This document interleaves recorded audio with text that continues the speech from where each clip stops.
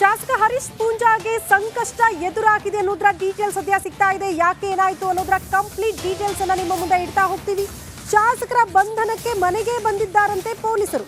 ಬೆಳ್ತಂಗಡಿ ಪೊಲೀಸರು ಪೂಂಜಾ ಮನೆಗೆ ಎಂಟ್ರಿ ಕೊಟ್ಟಿದ್ದಾರೆ.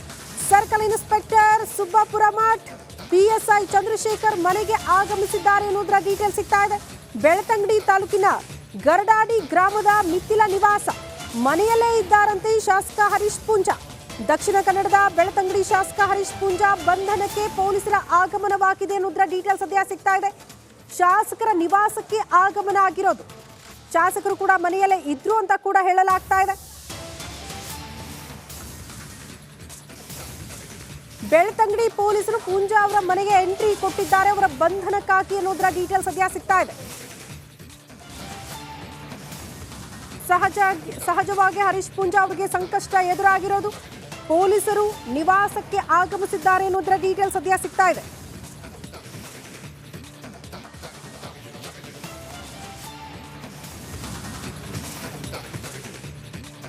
ನೋಡಿ, ಮನೆಯಲ್ಲೇ ಇದ್ರು ಶಾಸಕರು ಅಂತ ಹೇಳಲಾಗ್ತಾ ಇದೆ. ಬಟ್ ಈಗ ನೆಕ್ಸ್ಟ್ ಬೆಳವಣಿಗೆ ಏನಾಗಬಹುದು ಅನ್ನೋದು ಸಹಜವಾಗಿ ಒಂದಷ್ಟು ಕುತೂಹಲ. ಬೆಳ್ತಂಗಡಿ ಪಿಎಸ್ಐಗೆ ಅವ್ರಿಗೆ ಧಮಕಿ ಹಾಕಿದ್ರು ಅನ್ನೋ ಆರೋಪದಡಿಯಲ್ಲಿ ದೂರು ಕೂಡ ದಾಖಲಾಗಿತ್ತು. ಆ ದೂರಿನ ಮೇರೆಗೆ ಈಗ ಪೊಲೀಸರ ಆಗಮನವಾಗಿದೆ ಶಾಸಕ ಹರೀಶ್ ಪೂಂಜಾ ಅವರ ನಿವಾಸಕ್ಕೆ. ದೃಶ್ಯಗಳಲ್ಲೂ ಕೂಡ ನಾವು ಗಮನಿಸ್ತಾ ಇದ್ದೀವಿ. ಯಾವಾಗ ದೂರು ದಾಖಲಾಯಿತು ದೊಡ್ಡ ಮಟ್ಟದ ಪ್ರತಿಭಟನೆ ಕೂಡ ಆಗಿದ್ದನ್ನು ನಾವು ಗಮನಿಸಿದ್ವಿ. ಪ್ರತಿಭಟನೆ, ಆಕ್ರೋಶ ಇದೆಲ್ಲ ಆದ ಬಳಿಕ ಈಗ ಪೊಲೀಸರ ಆಗಮನ ಹರೀಶ್ ಪೂಂಜಾ ಅವರ ನಿವಾಸಕ್ಕೆ. ದೃಶ್ಯಗಳು, ನೇರ ದೃಶ್ಯಗಳನ್ನ ರಿಪಬ್ಲಿಕ್ ಕನ್ನಡ ನಿಮ್ಮ ಮುಂದೆ ಇಡ್ತಾ ಇದೆ. ಇದು ಶಾಸಕ ಹರೀಶ್ ಪೂಂಜಾ ಅವರ ನಿವಾಸದ ನೇರ ದೃಶ್ಯಗಳು ನಾವು ಗಮನಿಸ್ತಾ ಇರೋದು. ಪೊಲೀಸರ ಆಗಮನ ಆಗಿರೋದು. ನಡಿ ಈಗ ಶುರು ಮಾಡೋಣ. ಕೇಸರಿಯಿಂದ ಮನೋಲ್ಲಾಸ ಮನಸ್ಸು ಮತ್ತೇರಿ ಕುಣಿದಾಡಿದೆ ನೋಡು, ಮನಸ್ಸು ಮತ್ತೇರಿ ಕುಣಿದಾಡಿದೆ ನೋಡು. ಕ್ಷಣ ಕ್ಷಣವೂ ಆಚರಿಸಿ ಕೇಸರಿ ಹಬ್ಬ. ವಿಮಲ್ ಬಾಯಲ್ಲಿ ಹೇಳಿ ಕೇಸರಿ. ಹರೀಶ್ ಪೂಂಜಾ ಅವರ ನಿವಾಸಕ್ಕೆ ಸಹಜವಾಗಿ ಅಲ್ಲಿ ಅವರ ಬೆಂಬಲಿಗರು, ಕಾರ್ಯಕರ್ತರು ಜಮಾವಣೆ ಹಾಕಿರುವ ದೃಶ್ಯವನ್ನ ಕೂಡ ನಾವು ಗಮನಿಸ್ತಾ ಇದ್ವಿ. ಈ ಹಿಂದೆ ಯಾವಾಗ ದೂರು ದಾಖಲಾಯ್ತಲ್ಲ ಹರೀಶ್ ಪೂಂಜಾ ಅವರ ವಿರುದ್ಧ, ಆಗಲೇ ಕಾರ್ಯಕರ್ತರೆಲ್ಲ ದೊಡ್ಡ ಮಟ್ಟದ ಪ್ರತಿಭಟನೆ ಮಾಡಿದ್ರು, ಆಕ್ರೋಶವನ್ನ ಹೊರಹಾಕಿದ್ರು ಪೊಲೀಸ್ ಸ್ಟೇಷನ್ ಮುಂಭಾಗದಲ್ಲಿ ಕೂತ್ಕೊಳ್ಳೋ ಮೂಲಕ. ಬಟ್ ಈ ಎಲ್ಲ ಬೆಳವಣಿಗೆಯ ಬಳಿಕ ಈಗ ಶಾಸಕರ ನಿವಾಸಕ್ಕೆ ನೇರವಾಗಿ ಪೊಲೀಸರ ಆಗಮನ ಆಗಿರುವ ದೃಶ್ಯವನ್ನ ನಾವು ಗಮನಿಸ್ತಾ ಇದ್ದೀವಿ. ಇಲ್ಲೂ ಕೂಡ ಸಹಜವಾಗಿ ಕಾರ್ಯಕರ್ತರ ಆಗಮನ, ಜಮಾವಣೆ ಆಗಿರುವ ನೇರ ದೃಶ್ಯಗಳು ನಾವು ಗಮನಿಸ್ತಾ ಇರೋದು.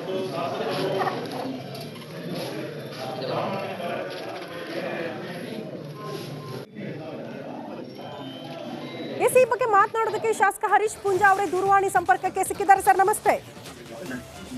ನಮಸ್ತೆ. ನಮಸ್ತೆ. ಈಗಾಗಿರುವ ಬೆಳವಣಿಗೆಗೆ ಸಂಬಂಧಪಟ್ಟಂತೆ ತಮ್ಮ ಫಸ್ಟ್ ರಿಯಾಕ್ಷನ್ ಏನ್ ಹೇಳ್ತೀರಿ? ಇವತ್ತು ಗೂಂಡಾ ರಾಜ್ಯ ಈ ರಾಜ್ಯದಲ್ಲಿ ಆಡಳಿತವನ್ನು ಮಾಡ್ತಾ ಇರತಕ್ಕಂಥದ್ದು. ಇವತ್ತು ಕಾನೂನು ಸುವ್ಯವಸ್ಥೆ ಇಷ್ಟು ಹದಗೆಟ್ಟಿದೆ ಈ ರಾಜ್ಯದಲ್ಲಿ ಅಂತ ಹೇಳಿದ್ರೆ ನಿತ್ಯ ನಿರಂತರವಾಗಿ ಕೊಲೆಗಳು ನಡೀತಾ ಇದೆ.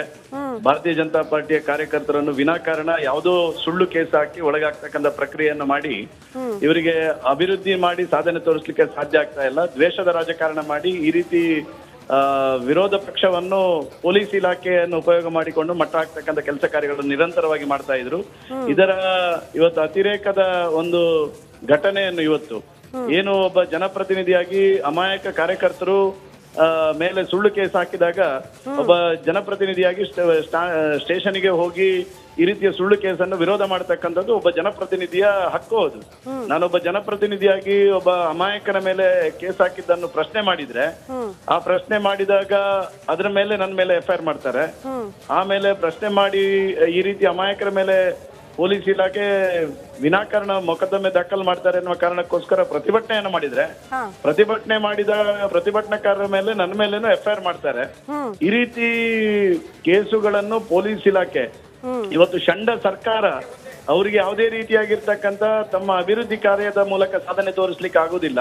ಇವತ್ತು ಪೊಲೀಸ್ ಇಲಾಖೆಯನ್ನು ಉಪಯೋಗ ಮಾಡಿಕೊಂಡು ಇವತ್ತು ವಿರೋಧ ಪಕ್ಷವನ್ನು ಮಟ್ಟ ಹಾಕ್ತೇವೆ, ನಾವು MLA ಮಟ್ಟ ಹಾಕ್ತೇವೆ, ಜನಪ್ರತಿನಿಧಿಗಳನ್ನು ಮಟ್ಟ ಹಾಕ್ತೇವೆ ಅನ್ನುವಂತ ಸ್ಥಿತಿಯಲ್ಲಿ ಇದ್ದಾರೆ. ಇವತ್ತು ಈ ಎಲ್ಲ ಮೊಕದ್ದಮೆಗಳನ್ನು ಇಟ್ಕೊಂಡು ಇವತ್ತು ನನ್ನ ಮನೆಗೆ ಇವತ್ತು ಪೊಲೀಸ್ ಇಲಾಖೆಯವರು ಸಿದ್ದರಾಮಯ್ಯ ಅವರ ನೇತೃತ್ವದ ಈ ಸರ್ಕಾರ ಇವತ್ತು MLA ಅರೆಸ್ಟ್ ಮಾಡ್ಲಿಕ್ಕೆ ಇವತ್ತು ನನ್ನ ಮನೆಗೆ ಬಂದಿದ್ದಾರೆ. Okay fine. ಹರಿ ಸರ್, ಈಗ ನನ್ನೊಂದು ಕ್ಲಾರಿಟಿ, ಅಧಿಕಾರ ಇದೆ ಅಂತ ಅದನ್ನ ದುರ್ಬಳಕೆ ಮಾಡ್ಕೊಳ್ಳೋದು ಎಷ್ಟರ ಮಟ್ಟಿಗೆ ಸರಿ ಅನ್ನೋದು ಬಹುತೇಕರು ಪ್ರಶ್ನೆ ಮಾಡಿದ್ರು.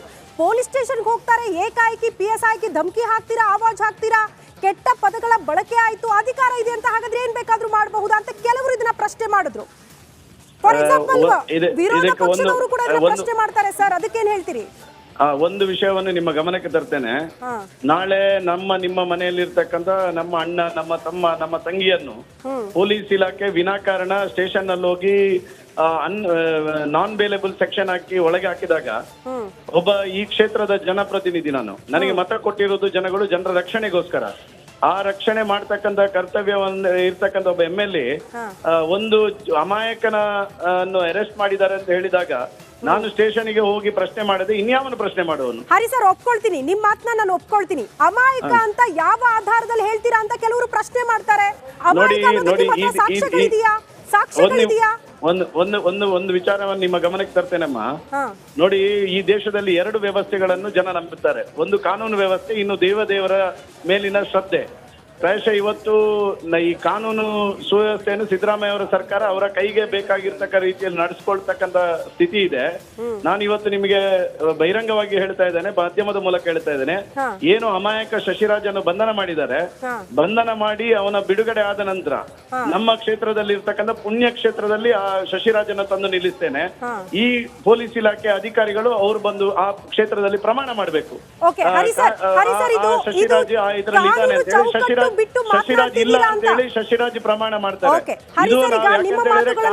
ಕಾನೂನನ್ನು ಇವತ್ತು ಕಾಂಗ್ರೆಸ್ನ ಸರ್ಕಾರ ತನ್ನ ಕೈಗೊಂಬೆಯಾಗಿ ಆಡಿಸ್ತಕ್ಕಂಥ ಸಂದರ್ಭದಲ್ಲಿ ನಾವು ಕಾನೂನಿನ ಮೇಲೆ ಈ ಸರ್ಕಾರ ಇದ್ದಂತ ಸಂದರ್ಭದಲ್ಲಿ ನಾವು ನಂಬಿಕೆಯನ್ನು ಕಳ್ಕೊಂಡಿದ್ದಾರೆ ಇವತ್ತು. ಸ್ಟೇಷನ್ ಅಲ್ಲಿ ಹೋಗಿ ಕಾರ್ಯಕರ್ತರ ರಕ್ಷಣೆಯ ದೃಷ್ಟಿಯಿಂದ ನಾನು ಕೇಳಿರ್ತಕ್ಕಂಥದ್ದು ಹೌದು, ನಾನು ಪೊಲೀಸರಿಗೆ ಜೋರ್ ಮಾಡಿ ಕೇಳಿರ್ತಕ್ಕಂಥದ್ದು ಹೌದು. ನಾನು ಇನ್ನೂ ಕಾರ್ಯಕರ್ತರ ರಕ್ಷಣೆಗೋಸ್ಕರ ನಾನು ಸ್ಟೇಷನ್ಗೆ ಹೋಗೇ ಒಪ್ಕೊಂಡ್ರಿ ನಾನು ಜೋರ್ ಮಾಡಿ ಕೇಳಿದ್ದು ಹೌದು ಅಂತ ಒಪ್ಕೊಳ್ತಿದ್ದೀರಾ. ಹರಿ ಸರ್, ನಾವೆಲ್ಲ ಕಾನೂನಿನ ಚೌಕಟ್ಟಲ್ಲಿ ಬದುಕ್ತಾ ಇದ್ದೀವಾ ಇಲ್ವಾ ಆ ಪ್ರಶ್ನೆಗೂ ಉತ್ತರ ಕೊಡಿ. ಕಾನೂನಿನ ಚೌಕಟ್ಟಲ್ಲಿ ಆ ವ್ಯವಸ್ಥೆಯಲ್ಲಿ ಬದುಕ್ತಾ ಇದ್ದೀವಾ ಇಲ್ವಾ?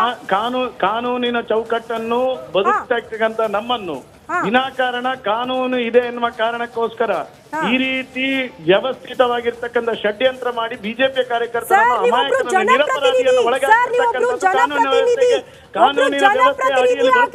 ಕಾನೂನಿನ ಚೌಕಟ್ಟಲ್ಲಿ ಆ ವ್ಯವಸ್ಥೆಯನ್ನ ಮುರಿದು ಪೊಲೀಸ್ ಇಲಾಖೆಯ ವಿರುದ್ಧ ಹೋಗ್ತೀರಾ? ತನಿಖೆ ಆಗದೆ ಒಬ್ಬನನ್ನ ಅಮಾಯಕ ಅಂತ ಕರೀತೀರಾ? ಹೇಗೆ ಸಾಧ್ಯ? ನಿಮಗೆ ಒಂದು ವಿಷಯ ನೀವ್ ಹೇಗೆ ಡಿಸೈಡ್ ಮಾಡ್ತೀರಿ ಅದನ್ನ? ಆಯ್ತು, ನೀವು ಮಾತಾಡಿದ್ರಲ್ಲ, ನಾನು ಮಾತಾಡ್ತೇನೆ ಕೇಳಿ.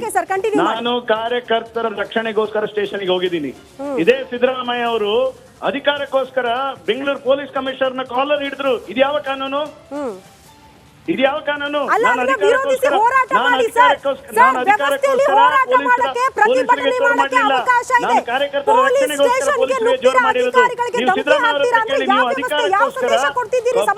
ಪೊಲೀಸ್ ಕಮಿಷನರ್ ಬಿದ್ರಿ ಅವರ ಕಾಲರ್ ಹಿಡಿದ್ರಲ್ಲ, ಇದು ಯಾವ ಕಾನೂನು, ಇದು ಯಾವ ನ್ಯಾಯ ಅಂತ ಕೇಳಿ ನೀವು ಅವ್ರ ಹತ್ರ. ಒಪ್ಕೊಳ್ತೀವಿ ಹರಿ ಸರ್, ನಾವು ಅದನ್ನು ಪ್ರಶ್ನೆ ಮಾಡ್ತೀವಿ. ಯಾರ ಕೆಲಸ ಮಾಡಿದ್ರು ಅವ್ರಿಗೆ ನಾವು ಪ್ರಶ್ನೆ ಮಾಡ್ತೀವಿ. ನಿಮ್ಮ ಹತ್ರ ನಾನು ಬಹಿರಂಗವಾಗಿ ಹೇಳ್ತೇನೆ, ನಾನೊಬ್ಬ ಜನಪ್ರತಿನಿಧಿಯಾಗಿ ಹೇಳ್ತೇನೆ, ಜವಾಬ್ದಾರಿಯುತ ಒಬ್ಬ ಪ್ರಜೆಯಾಗಿ ಹೇಳ್ತೇನೆ, ಒಬ್ಬ ನಿರಪರಾಧಿಯನ್ನು ವಿನಾಕಾರಣ ಸ್ಟೇಷನ್ ಅಲ್ಲಿ ಹೋಗಿ ನಾನ್ ಬೇಲೇಬಲ್ ಸೆಕ್ಷನ್ ಹಾಕಿ ಅರೆಸ್ಟ್ ಮಾಡಿದ್ರೆ ನಾನು ಇದೇ ರೀತಿ ವಿರೋಧವನ್ನು ಮಾಡೇ ಮಾಡ್ತೇನೆ. ಆರೋಪಿಯನ್ನ ಅಮಾಯಕ ಅಂತ ಹೇಗೆ ಕರೀತಿದ್ದೀರಾ? ಒಂದು ದೂರ ದಾಖಲಾಗುತ್ತೆ, ಒಬ್ಬನನ್ನ ಎಳ್ಕೊಂಡು ಬರ್ತಾರೆ ಅಂದ್ರೆ ನೀವು ಹೇಗೆ ಪ್ರಶ್ನೆ ಮಾಡ್ತೀರಾ? ನಿಮ್ಮ ಹತ್ರ ಸಾಕ್ಷ್ಯಗಳಿದೆಯಾ? ನನ್ನ ಹತ್ರ ಸಾಕ್ಷಿ ಇದೆ. ಸಾಕ್ಷ್ಯ ಇದ್ರೆ ಕೊಡಿ ಸರ್, ತನಿಖೆಗೆ ಸಹಕಾರ ಕೊಡಿ. ನಿಮ್ಮ ಹತ್ರ ನಿರಪರಾಧಿ ಅಂತ ಹೇಳಿ ನಿಮ್ಮ ಹತ್ರ ಸಾಕ್ಷಿ ಇದೆಯಾ ಸರ್? ನಾವ್ ಹೇಳ್ತಾ ಇಲ್ಲ ನಿರಪರಾಧಿ ಅಂತ ಯಾರು ಹೇಳಿದ್ದಾರೆ? ನಿರಪರಾಧಿ ಅಂತ ಯಾರು ಹೇಳಿದ್ರು? ನೀವ್ ಹೇಳ್ತಾ ಇದ್ದೀರಾ, ಅದಕ್ಕೆ ಸಾಕ್ಷಿ ಕೇಳ್ತಾ ಇರೋದು. ಓಕೆ, ಹರೀಶ್ ಪೂಂಜಾ ಅವರು ಇಷ್ಟೊಂದು ರಿಪಬ್ಲಿಕ್ ಕನ್ನಡ ಜೊತೆ ಮಾತನಾಡಿದ್ರು. ನಾವು ಕೇಳ್ತಾ ಇರೋದು, ಕಾನೂನಿನ ವ್ಯವಸ್ಥೆಯಲ್ಲಿ ಆ ಚೌಕಟ್ಟಲ್ಲಿ ಬದುಕ್ತಾ ಇದ್ದೀವಿ ಅಂತ ಆದ್ರೆ ತಪ್ಪಾಗಿದ್ದಲ್ಲಿ ಶಿಕ್ಷೆ ತೆಗೆದುಕೊಳ್ಳುವಂಥದ್ದು, ಶಿಕ್ಷೆ ಕೊಡುವಂಥದ್ದು ಪೊಲೀಸರ ಜವಾಬ್ದಾರಿ. ಆ ಕೆಲಸ ಮಾಡುವಾಗ ಜನಪ್ರತಿನಿಧಿಗಳಾದವರು ತಪ್ಪು ಮಾಡಿದವ್ರಿಗೆ ಶಿಕ್ಷೆ ಆಗ್ಲಿ, ತಪ್ಪು ಮಾಡಿಲ್ಲ ಅಂತ ಆದ್ರೆ ಅದನ್ನ ಬಿಡುಗಡೆ ಆಗ್ಲಿ ಅಂತ ಹೇಳಬೇಕಾದವರು ತಪ್ಪೇ ಮಾಡಿಲ್ಲ, ಒಬ್ಬ ಆರೋಪಿಯನ್ನ ನಿರಪರಾಧಿ ಅಂತ ಕರೀತಾರೆ, ಪೊಲೀಸ್ ಸ್ಟೇಷನ್ಗೆ ನುಗ್ತಾರೆ, PSIಗೆ ಧಮಕಿ ಹಾಕ್ತಾರೆ ಅಂದ್ರೆ ಇದೆಷ್ಟು ಮಟ್ಟಿಗೆ ಸರಿ? ಒಬ್ಬ ಜನಪ್ರತಿನಿಧಿ ಅಧಿಕಾರದಲ್ಲಿದ್ದವರು ಯಾವ ಸಂದೇಶ ಕೊಡ್ತಿದ್ದೀರಿ ಸಮಾಜಕ್ಕೆ ಅನ್ನೋದು ಪ್ರಶ್ನೆ ಆಗುತ್ತೆ. ನಿಮ್ಮನ್ನ ಅನೇಕರು ಫಾಲೋ ಮಾಡ್ತಾರೆ. ನಿಮ್ಮನ್ನ ಎಷ್ಟೋ ಜನ ಫಾಲೋ ಮಾಡಿ ಬದುಕು ನಡೆಸೋರಿಗೆ ಏನ್ ಸಂದೇಶ ಕೊಡ್ತಿದ್ದೀರಿ ಅನ್ನೋದು ಕೂಡ ಪ್ರಶ್ನೆ ಆಗುತ್ತೆ.